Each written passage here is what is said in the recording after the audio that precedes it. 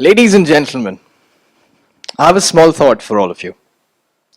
Why don't you take a moment and acknowledge everything that surrounds you? Take a look at your bag, your clothes, your shoes, your phone, your wallet. And now think about it. All of these things have come from different corners of the world. They've traveled miles and today are an integral part of your life. We all know we can't stay without our smartphones. Well, your phone, be it an Apple, Samsung, or any other brand. It was probably assembled in China, programmed all the way in the US, shipped from some other country, and now in your pockets. Think about it, ladies and gentlemen. We as human beings, when given the opportunity to do so, never compromise. How about your Italian leather shoes or your Swiss watch?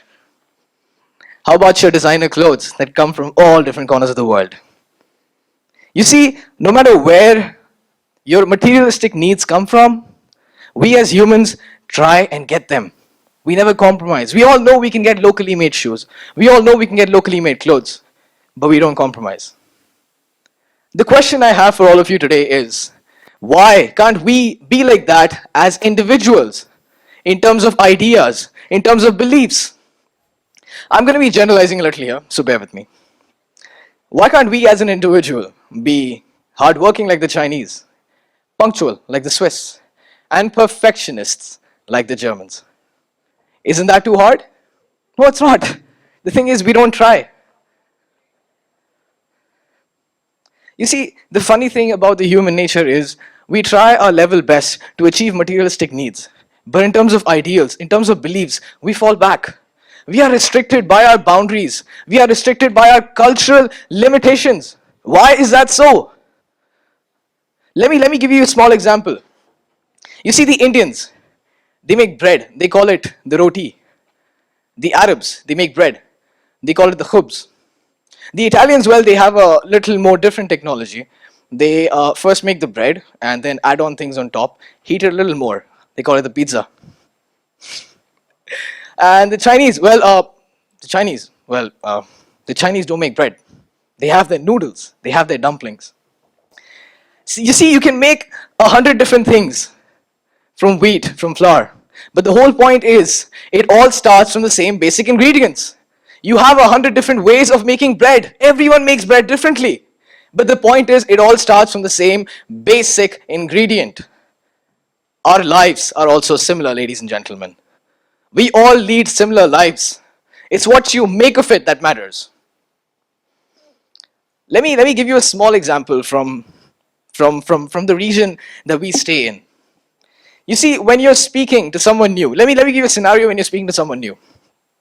It usually starts off as, hey, my name's Shubham, and I'm from India. I'm 21 years old, and oh my God, my mom makes the best sweets, and it's really nice. And in India, we have these states, and our national animal is the tiger, I think. Yeah, it's a tiger. Or no. Oh no, I'm confused. But the thing is, I'm from India. I'm going to talk about India. India, all the way. A guy from the UAE. Hi, my name is Ahmed. I'm from the UAE. I like my camels. I like the desert. I eat khubz. And after lunch, I have kawa. Do you really want to sound like that when you meet someone new for the very first time? Really? Why can't we as individuals start off a conversation like this? Hey, you're from Australia? Wow, that sounds interesting. Tell me more about your country. And what's up with the kangaroos? Like, why do you guys have so many kangaroos in your country? And what's with the mate thing? What's mate? And I don't get your accent at all. I don't understand the thing that you guys are saying. Really, it's very confusing. Why can't we ever start off a conversation like this, ladies and gentlemen? You see, we as human beings are restricted so much, even in terms of thinking, that we don't try to venture out. And we don't try to acknowledge or even recognize different cultures, different ideas, different beliefs. Now that we're speaking of region, let me give you a regional example. There's a car here in the Middle East that's insanely popular. It has over 50% of the market share. Ladies and gentlemen, I am talking about our favorite, the Nissan Patrol. You see, There's a very funny story behind this car. This car is insanely popular in the Middle East, but no one from outside the Middle East recognizes it. We all love the Nissan Patrol, but you ask anyone from Africa, they haven't heard of it. Why is that so? You see, I'll tell you the story behind it. One of the greatest minds at Nissan, one of the best engineers at Nissan, came down to the Middle East, looked up local requirements, looked up local conditions, and tried to create a car that could cater it. They realized that yes, fuel's pretty cheap in the Middle East, so we can have a car with a large engine. It's not like the Europe. They considered family size. They considered the competitors, Land Cruiser. But the most important point here is, this one car is just an example of what Nissan did. Nissan integrated their globally acclaimed technologies into one car. They brought different technologies from different corners of the world and put it into one car. And that car, ladies and gentlemen, is a huge success story. You see, we can also lead our lives in a similar way. We can also be a success story. Imagine the situation where, you want a car. I mean, this is a dream situation for most car lovers, but think about it. What if your car was German engineered, Italian design, and Japanese efficiency? Wouldn't that be a dream scenario?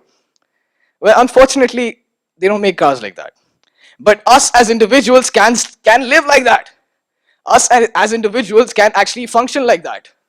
Have you ever thought about it? The problem is we don't. That's the whole point of this conversation. We all must integrate technologies, ideas, beliefs locally so that they can benefit us, so that each and every one of us can be a success story. And the best thing is, the time that we're living in, we have technology at the palm of our hands within seconds. Obama did a mic drop. I found out about it 5 minutes after that. One of the Jenners lost their diamond earrings. I was wondering how she lost it. I found out within 4 minutes that she was swimming and just went out. Yeah, came. Well, that's the beauty of our time. Let me tell you a little more funny story that happened in the 12th century. You see, back then in the 12th century, the whole world had a big secret that they had to solve. They had a huge mystery that they were trying to find out. The whole world was trying to figure out how to extract zinc. Zinc is a metal, they use it widely. And the funny thing is, back then in the 12th century, in India, there was a group of people who were extracting zinc for hundreds and hundreds of years. They had the access to this technology for hundreds and hundreds of years. And the best thing is, all of this happened at the same time. The whole world was so disconnected from India, and the Indians were so disconnected from the world, that neither of them could find out that yes, we do know how to extract zinc. The technology is available. You see, we're not living in that time, ladies and gentlemen. You see, you must have heard the news. Recently, a Japanese scientist, he discovered the blue LED. Now all he sees LEDs around you. All your tube lights are LEDs. Your car headlights have LEDs in them. Like, that's how fast technology is nowadays. It's discovered and bam, you're using it already. Let me tell you about the country. The one country that has given us Apple. Let me tell you about them. The national monument, the Statue of Liberty. It's so amazing. It's a tourist attraction. But here's the catch. It was designed by a French person. The Burj Khalifa. We all love the Burj Khalifa. Did you know that it was made and designed by an American company settled in Chicago? They designed the whole building. And there's an even funnier fact about it. The design inspiration for the Burj Khalifa comes from a flower. Now, this flower is so exotic that it is not to be found anywhere in the Middle East. You know why? Because it doesn't grow here. This flower grows in South America and Mexico. Can you believe it? UAE's national monument, the Burj Khalifa, was inspired by a flower that comes from Mexico, by a company, designed by a company that's situated in Chicago, and probably contracted and built by workers who come from China. You see how global the Burj Khalifa is. Think about it. And it's not just that, ladies and gentlemen. The main key to being a success story, the key to being different, the key to standing out is to think differently. I know you must have heard this before. Steve Jobs said this while advertising Apple. He started his campaign by saying two words: think differently. And that's what strives Apple. And that's something that should strive us too. And there are three easy steps to be global, to think differently, to stand out, to be a success story. Step number one, be willing to accept new ideas. Try to venture out and look for new ideas. At least try.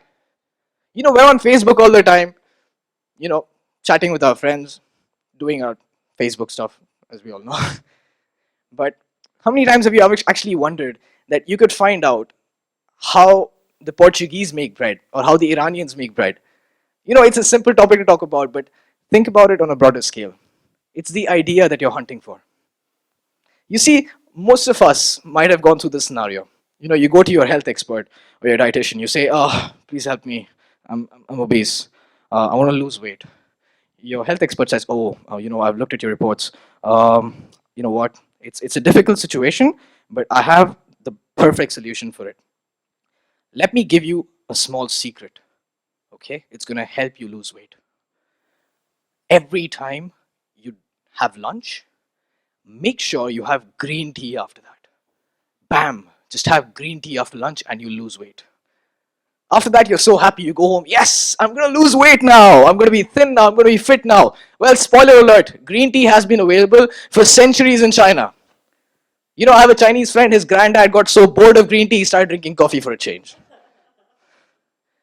Well, if something like this happens to you, ladies and gentlemen, let me tell you this. You are living in the 12th century and not in 2016. Second point that I want to bring about in front of you guys is the thing that don't be afraid to implement new ideas, new thinking, new technology into your lives. If you're down in some different continent and you see a company marketing themselves, don't be afraid to come back to your country and try that out. Don't be afraid. New ideas are always inspiration. Just like the Burj Khalifa, it was inspired by something that wasn't even in the Middle East. And third, and the most important thing, ladies and gentlemen, do try to make that change. If you find something successful, try to make that change. Don't be afraid of it. Be proud of it. If you want to change something, be proud of it. It doesn't matter if your family's been eating khubs for the past 30 years. It doesn't matter if your family's been having kawa after lunch for 30 years. If you're not in the mood for khubs, go ahead, make yourself that pizza. Go ahead, make yourself those noodles. If you're not in the mood for kawa, go ahead. The green tea is available right in front of you. And with that thought, ladies and gentlemen, I would like to conclude my speech with one final word for all of you. The next time you meet someone new, the next time you're about to discuss a new idea with someone, next time you're traveling in a different country, do not forget this one small conversation starter. Hey, how do you make your bread? Thank you so much for listening, ladies and gentlemen. It was a pleasure.